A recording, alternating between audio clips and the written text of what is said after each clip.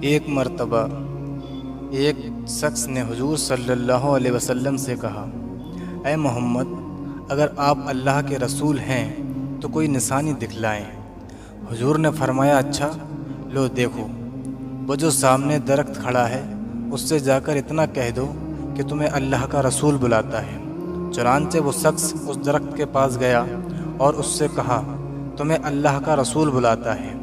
وہ درخت یہ بات سن کر اپنے آگے پیچھے اور دائیں بائیں گرا، اپنی جڑیں زمین سے اکھاڑ کر زمین پر چلنے لگا اور چلتے ہوئے حضور کی خدمت میں حاضر ہو گیا اور عرض کرنے لگا، السلام علیکم یا رسول اللہ۔ وہ شخص حضور سے کہنے لگا، اب اسے حکم دے دیجئے کہ یہ پھر اپنی جگہ پر چلا جائے۔ چنانچہ حضور نے اس سے فرمایا کہ جاؤ، واپس چلے جاؤ۔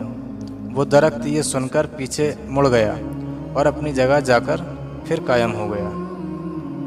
وہ شخص یہ معجزہ دیکھ کر مسلمان ہو گیا اور حضور کو سجدہ کرنے کی اجازت چاہی۔